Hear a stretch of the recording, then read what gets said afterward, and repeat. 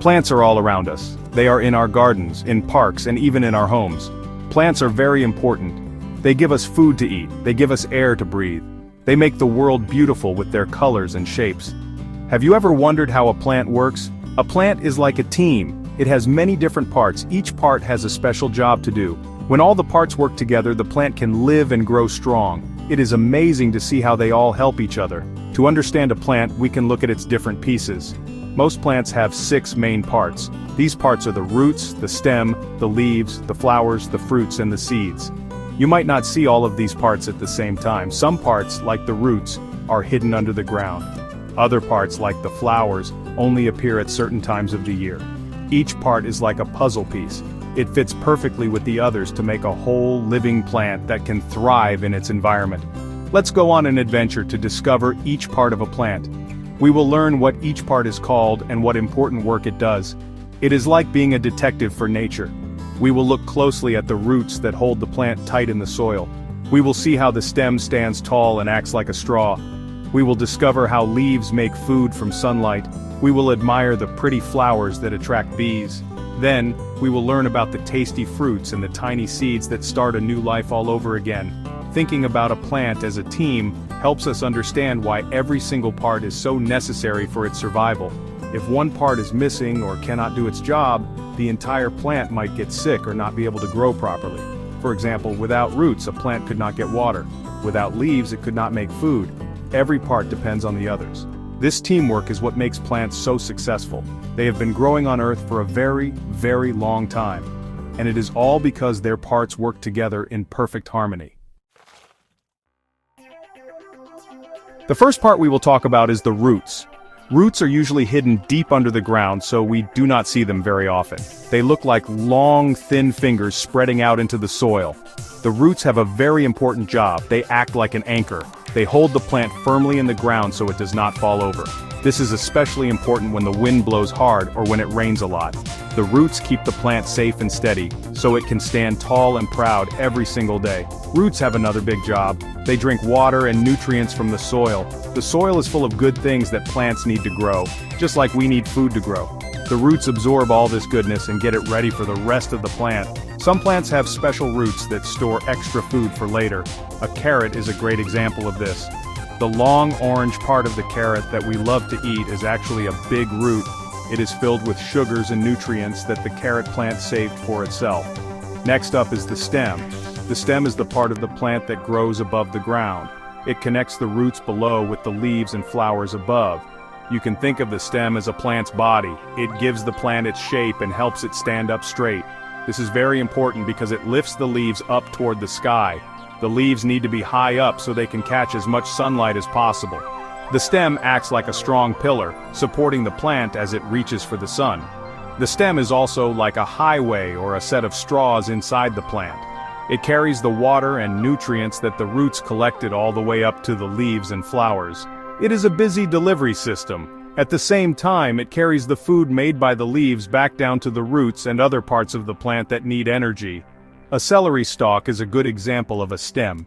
If you put a celery stalk in colored water, you can see the color travel up through its little tubes, showing you how it works.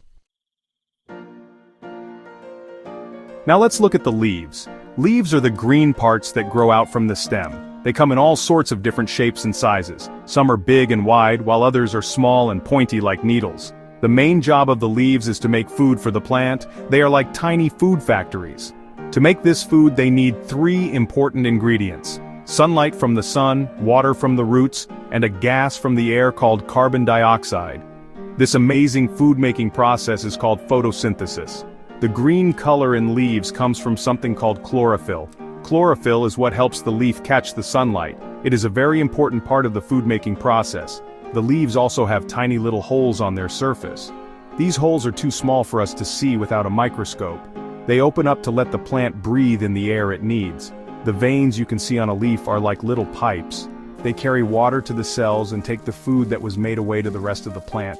After the leaves, we have the flowers. Flowers are often the most beautiful part of a plant. They come in many bright colors like red, yellow, pink, and purple. They can also have very sweet smells.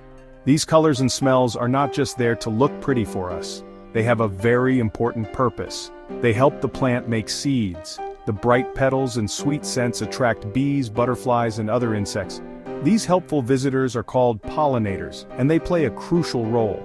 When a bee or a butterfly visits a flower to drink its sweet nectar, it gets covered in a yellow powder called pollen. When the pollinator flies to another flower of the same kind, some of that pollen rubs off. This process is called pollination. Pollination is what allows the flower to start making seeds. Without pollination, many plants would not be able to create the seeds needed to grow new plants. So flowers are not just for decoration, they are the starting point for making the next generation of plants. Once a flower has been pollinated, it begins to change. The colorful petals will fall off, and a new part starts to grow where the flower used to be. This part is the fruit. The main job of a fruit is to protect the seeds that are growing inside it. A fruit is like a safe little house for the baby seeds. Many of the foods we call fruits, like apples, oranges, and berries, do this job.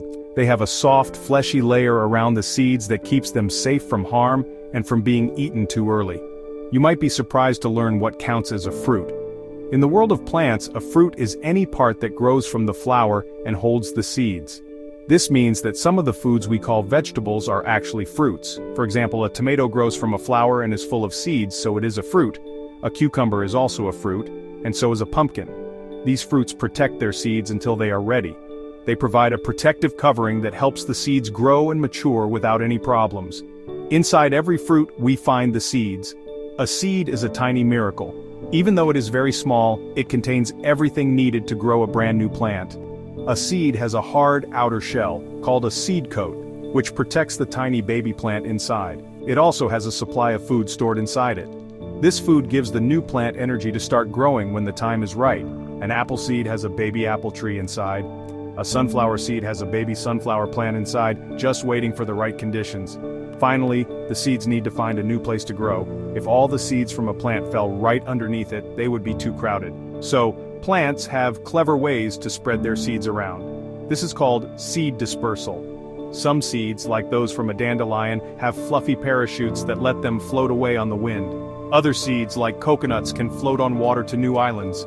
And some seeds are inside tasty fruits that animals eat. The animals then carry the seeds far away and leave them in a new spot, starting the amazing cycle of plant life all over again.